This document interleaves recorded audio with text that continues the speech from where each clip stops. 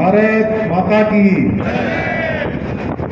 ये आवाज यहाँ से उत्तराखंड से घूमकर दिल्ली तक पहुंचनी चाहिए। बोलिए भारत माता की जय। बाबा केदार, जय बद्री विशाल, अगला शिवाला महादेव की। जो बोले सो निहाल। वाहेगुरु जी का खालसा।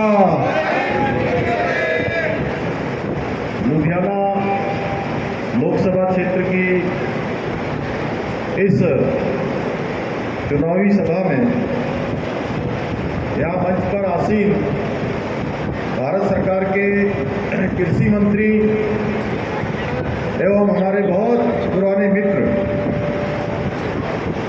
और इस लुधियाना लोकसभा के प्रभारी के नाते आप सबके बीच में जो लगातार सबका समन्वय कर रहे हैं, सब में जोश भरने का काम करने वाले आदरणीय कैलाश चौधरी जी,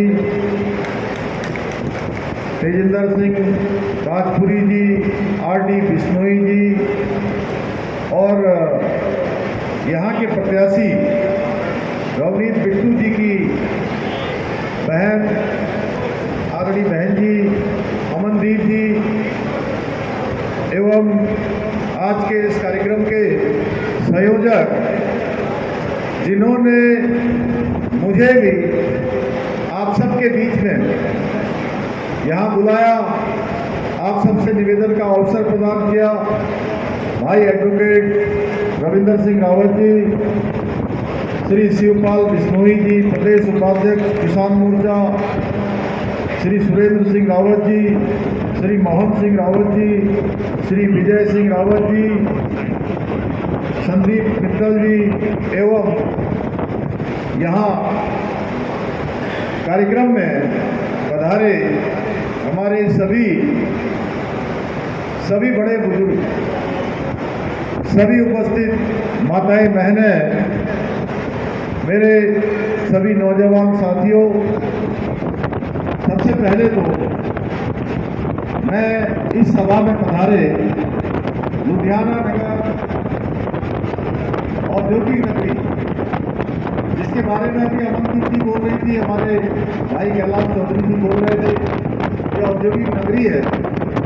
इस औद्योगिक नगरी के सभी देवतुल्य नागरिकों का मैं देवभूमि उत्तराखंड के मुख्य सेवक के रूप में आप सबका अपनी ओर से हार्दिक स्वागत करता हूं, आप सबका अभिनंदन करता हूं और आप सब ने यहाँ पहुँचने पर मेरा स्वागत किया, मेरा अभिनंदन किया।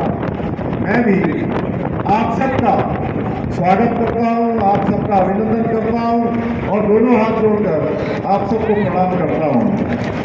मैं गुरु नानक जी एवं दशमेश गुरु गोविंद सिंह जी के पावन चरण छो की इस पवित्र भूमि को भी दोनों हाथ जोड़कर शीश नवाकर प्रणाम करता हूँ।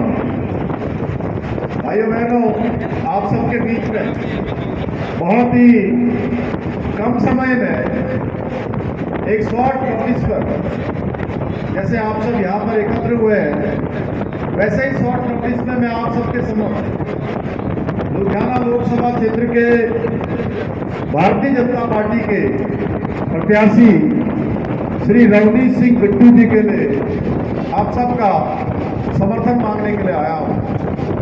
आप सब जानते हैं रवनीत सिंह जी पिछले 10 वर्षों से इस औद्योगिक नगरी लुधियाना के विकास के लिए समर्पित रहे हैं, लगातार काम करते रहे हैं और निकट भविष्य में भी यहाँ पर विकास को लाने के लिए आदरणीय मोदी जी के एक सिपाही के नाते उनकी टीम में काम करेंगे और इस क्षेत्र को आगे बढ़ाने का काम करेंगे।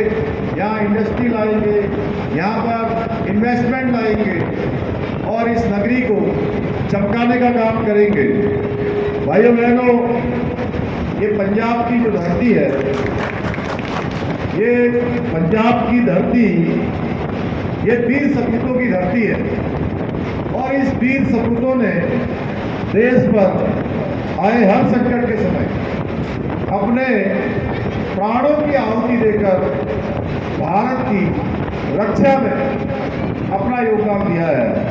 चाहे हम मुगल आक्रांताओं से संघर्ष हो या देश की आज़ादी की लड़ाई हो या देश की सीमाओं की रक्षा करनी हो या फिर देश के अंदर खाद्यान्न की आपूर्ति करनी हो, पंजाब ने हमेशा देश की प्रगति, उन्नति और रक्षा में अपना विशेष योगदान दिया है।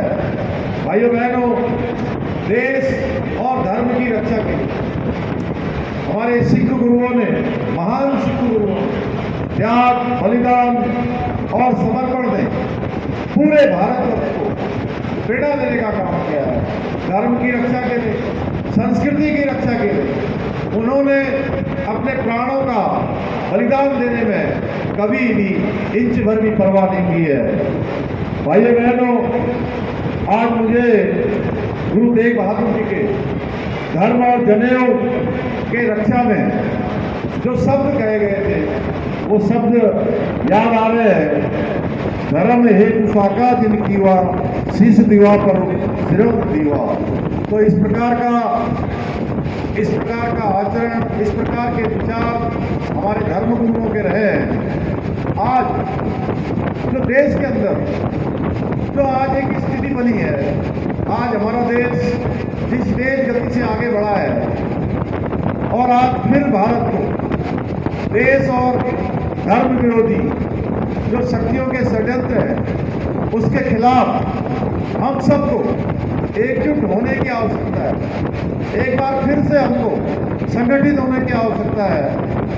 आज फिर सत्ता के लोभ में राष्ट्रहित को दांव पर लगाया जा रहा है। देश के गद्दार दुश्मन देशों का भय दिखाने का प्रयास कर रहे हैं, लेकिन अब भारत किसी से डरने वाला नहीं है, क्योंकि भारत को अब किसी से डरने की जरूरत भी नहीं है, क्योंकि भारत के प्रधानमंत्री भारत मां के सपूत नरेंद्र मोदी जी हैं। भाइयों बहनों, जो देश के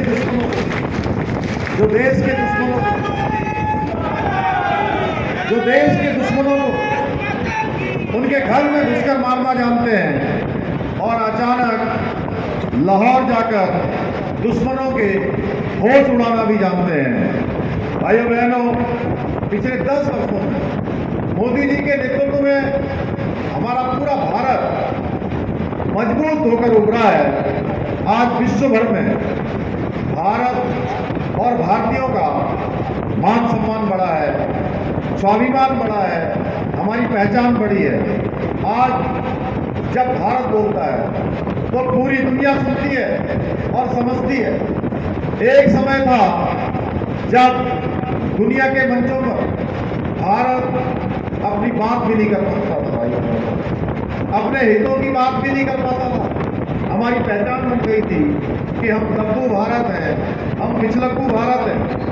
आज भारत की बात सुनी भी जाती है और भारत की बात मानी भी जाती है। भाइयों बहनों, आज भारत तेजी से अर्थव्यवस्था के क्षेत्र में आगे बढ़ा है। हमारी अर्थव्यवस्था जो 11वें नंबर की अर्थव्यवस्था होती थी, आज 11वें नंबर से हम 5वें नंबर की अर्थव्यवस्था बन गए हैं। हम तेजी से आगे बढ़े हैं।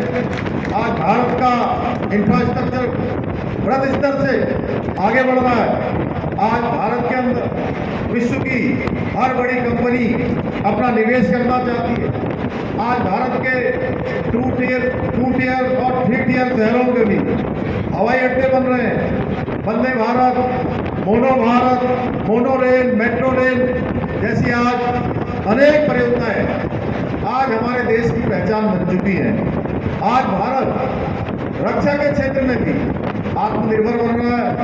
आज भारत 70% से अधिक स्वदेशी रक्षा संसाधनों का इस्तेमाल कर रहा है, जिसमें हमारी एक बहुत बड़ी राशि खर्च हो जाया करती थी। इससे बढ़कर आज भारत 85 से भी अधिक देशों में रक्षा की सामग्री का निर्यात कर रहा है। भाइयों बहनों, आदरणीय मोदी जी के कुशल नेतृत्व, आधुनिक भारत के निर्माण के साथ साथ गरीबों के कल्याण के लिए गरीब कल्याण की अनेक योजनाएं चलाकर इस पर विशेष रूप से ध्यान देने का काम मोदी जी की सरकार ने पिछले 10 वर्षों में किया है, जिसका हमारे सामने प्रत्यक्ष उदाहरण है। अगर हम योजनाओं की बात करें तो आज आयुष्मान भारत योजना, किसान समृद्धि योजना, प्रधानमंत्री आवास योजना, उज्ज्वला योजना, जल जीवन में हर घर से नल और नल से जल जीवन जल की योजना, मुफ्त राशन योजना भाइयों बहनों, जन धन योजना और ऐसी अनेक योजनाएं, चाहे वो लखपति दीदी योजना हो, ड्रोन दीदी योजना हो या स्वच्छ भारत अभियान जिसमें 12 करोड़ इज्जत घर बनाए गए, ऐसी अनेक योजनाएं जिन्होंने समाज के अंतिम छोर में खड़े हुए व्यक्ति को आगे लाने का काम किया है, हर किसी के जीवन को बेहतर बनाने का काम किया है। इसके साथ ही मोदी जी ने और भी बहुत सारे महत्वपूर्ण निर्णय लिए हैं भाइयों बहनों। भाजपा जो कहती है वो करती है, यही मोदी जी की गारंटी है, जो पिछले 10 सालों में उन्होंने अपनी गारंटियों के रूप में अनेक काम किए हैं। देश के अंदर अनेक ऐतिहासिक निर्णय लिए गए। अभी कैलाश भाई बोल रहे थे, चाहे वो जम्मू कश्मीर से धारा 370 समाप्त की गई हो, 3 तलाक का कानून खत्म हुआ हो, नागरिक संशोधन अधिनियम, 3 तलाक का जो एक कुप्रथा थी, उस कुप्रथा का हम तो नागरिक संशोधन अधिनियम सीएए लागू किया गया है, या देश के दुश्मनों को जवाब देने के लिए, चाहे वो आज पुलवामा की घटना के बाद जिस प्रकार से बालाकोट में जाकर भारत की सेना ने सर्जिकल स्ट्राइक करके दुश्मन और आतंकवादियों, अलगाववादियों और जिहादियों के अड्डों को नेस्तनाबूद करने का काम किया हो, या क्वान की घटना हो या गलवान की घटना हो, कोई भी घटना हो, अब भारत के सैनिक अगर कोई गोली आती है, दुश्मन की गोली का जवाब गोलों से देने का काम करते हैं, तोप से देने का काम करते हैं। ये नया भारत बनाने का काम हमारे प्रधानमंत्री मोदी जी ने किया है। या भाइयों बहनों, या हमारे आराध्य देव, अभी मैं यहाँ आ रहा था तो हमारे सभी भाई बहन यहाँ पर नारा लगा रहे थे, जय श्री राम का। लंबा कालखंड बीत गया, लेकिन भगवान राम का वहाँ मंदिर नहीं बन पाया भाइयों बहनों। उस मंदिर को बनाने का काम और भगवान राम को वहाँ प्राण उनकी प्रतिष्ठा का काम भी, और हम सबको भी राम युग में फिर से आने का, फिर से जीने का अवसर मिला है, तो हमारे प्रधानमंत्री मोदी जी के कारण मिला है। अयोध्या में भगवान राम का मंदिर बन गया, या नारी शक्ति बंधन अधिनियम लाकर संसद और विधानसभाओं में 33% आरक्षण सुनिश्चित करना हो, या मैं एक सैनिक परिवार में पैदा हुआ हूँ, इसलिए जानता हूँ कि लंबे समय से देश के सैनिक, पूर्व सैनिक 1 रैंक 1 पेंशन की मांग कर रहे थे, लेकिन कांग्रेस की सरकारों के समय में उनके कानों में जू नहीं रेंगती थी भाइयों बहनों। सैनिकों के इस लंबी प्रतीक्षा को भी पूरा करने का काम, उनकी प्रतीक्षा समाप्त करने का काम हमारे प्रधानमंत्री आदरणीय मोदी जी ने 1 रैंक और 1 पेंशन लागू करके भाइयों बहनों हमारे सैनिकों का ये सम्मान बढ़ाने का काम किया है। इसके साथ साथ मैं देवभूमि उत्तराखंड से आता हूँ। मैं देख रहा था अभी हमारे प्यारी बेटियों ने यहाँ पर बहुत ही शानदार हमारी संस्कृति और हमारा गीत गाकर हम सबके समझ, हम सबको कहीं न कहीं उत्साहित करने का काम किया। हम सबके बीच में उन्होंने ये शानदार प्रस्तुति की, मैं उनका धन्यवाद करता हूँ, मैं उनको बधाई देता हूँ। साथ में हमारे उत्तराखंड के भाई यहाँ आए हुए हैं, बहुत सारे लोगों ने ब्रह्म कमल की टोपी धारण की है, और ये टोपी माननीय प्रधानमंत्री मोदी जी ने 26 जनवरी 2022 को गणतंत्र दिवस पर आयोजित कार्यक्रम में दिल्ली में उन्होंने धारण की, और ये टोपी आज पूरे विश्व के अंदर प्रचलित हो गई है। मैं आज लुधियाना में हूँ। मैं जब यूके में गया, यूके के अंदर हमारे यूनाइटेड किंगडम में, इंग्लैंड में, वहाँ भी हमारे भाइयों ने ये टोपी धारण की थी, और रात में 1 बजे जब मुझे मिले तो मैं थोड़ी देर के लिए कंफ्यूज हो गया कि मुझे लगा कि मैं अपने वाले यूके में हूँ या यहाँ के यूके में हूँ। ऐसा लग ही नहीं रहा था कि जो है वो दूसरा यूके है, ऐसा लग रहा था यह भी उत्तराखंड है भाइयों बहनों। हमारी बेटियों ने इस प्रकार से अपने गले में पहन रखा था। हमारी जो बहनें हैं लगातार मैं देख रहा हूँ अपनी पोशाकें पहनकर, अपनी संस्कृति का पिछवाड़ा पहनकर, अपने परिधान पहनकर अपनी संस्कृति को लगातार संवर्धन करते हैं, लगातार उसको नई पीढ़ी को सौंपने का काम करते हैं। मैं बधाई देना चाहता हूँ आप लोगों को, आप सब जड़ों से जुड़े हुए हैं। और भाइयों बहनों, उत्तराखंड के अंदर हमारी सरकार माननीय प्रधानमंत्री आदरणीय मोदी जी के नेतृत्व में बहुत सारे हमने कड़े फैसले लिए हैं, जिन्हें पहले की सरकारें अपने वोट बैंक और तुष्टीकरण की राजनीति की भेंट चढ़ाती आई थी, उनसे बचती आई थी। आप सबको ये बताते हुए मुझे खुशी हो रही कि उत्तराखंड हिंदुस्तान का देश की आज़ादी के बाद पहला राज्य बन गया जहां समान नागरिक संहिता, सबके लिए एक समान कानून, कोई किसी जाति का हो, पंथ का हो, वर्ग का हो, समुदाय का हो, उत्तराखंड देवभूमि में अब सबके लिए एक समान कानून की व्यवस्था हो रही है भाइयों बहनों। और मुझे खुशी है कि इस कानून को, इस समान नागरिक संहिता को हमारी पार्टी ने, भारतीय जनता पार्टी ने माननीय प्रधानमंत्री मोदी जी के नेतृत्व में जो संकल्प देश के सामने प्रस्तुत किया गया है, उस संकल्प में ये संकल्प भी रखा है कि देश के अंदर सबके लिए आने वाले समय में एक समान कानून होगा, यानी कि समान नागरिक संहिता होगी। जो समान नागरिक संहिता की गंगोत्री देवभूमि उत्तराखंड से निकली है, वो पूरे देश के अंदर जाएगी भाइयों बहनों, पूरे देश को लाभ देने का काम करेगी। इसके साथ साथ हमने उत्तराखंड के अंदर नकल का सख्त कानून लाकर अब जो हमारे योग्यता, प्रतिभा और क्षमता वाले हमारे बेटे बेटियां हैं, उनकी मेहनत पर अब किसी प्रकार का छल नहीं होगा, किसी प्रकार का धोखा नहीं होगा, उनके साथ न्याय होगा भाइयों बहनों। इसके साथ साथ हमने वहाँ पर धर्मांतरण का कानून बना दिया, दंगा रोकने के लिए दंगा रोधी कानून बना दिया, और देवभूमि उत्तराखंड का जो मूल स्वरूप है, वो मूल स्वरूप किसी भी कीमत पर खराब नहीं होना चाहिए भाइयों बहनों। मैंने देवभूमि उत्तराखंड के मुख्य सेवक के रूप में ये संकल्प लिया है कि उत्तराखंड देवभूमि के मूल स्वरूप से न छेड़छाड़ होने देंगे, न उस मूल स्वरूप को खराब होने देंगे। हमने अतिक्रमण, लैंड जिहाद के खिलाफ अतिक्रमण हटाने का अभियान प्रारंभ किया, और इस अतिक्रमण हटाने के अभियान में हमने 5000 एकड़ से भी ज्यादा जमीन है देवभूमि उत्तराखंड में अतिक्रमण से मुक्त कराई है। इसके साथ साथ हमने महिलाओं के लिए 30% का क्षैतिज आरक्षण वहां पर कर दिया है। भाइयों बहनों, आज हर क्षेत्र में काम हो रहा है। एक तरफ माननीय प्रधानमंत्री मोदी जी के नेतृत्व में भारतीय जनता पार्टी विकसित और सशक्त भारत के लिए संकल्पित होकर काम कर रही है, तो दूसरी ओर जो पार्टियां हैं वो देश में भ्रष्टाचार और तुष्टीकरण का जहर घोलने का काम करने वाली पार्टियां हैं, जिसमें आम आदमी पार्टी है, कांग्रेस पार्टी है या अकाली दल है, जो तमाम तरीके से आज देश के अंदर तुष्टीकरण को भी बढ़ावा दे रहे हैं, भ्रष्टाचार को भी बढ़ावा दे रहे हैं, परिवारवाद को भी बढ़ावा दे रहे हैं। भाइयों बहनों, अकाली दल और कांग्रेस और आम आदमी पार्टी ने कांग्रेस को कंगाल करने का काम किया है।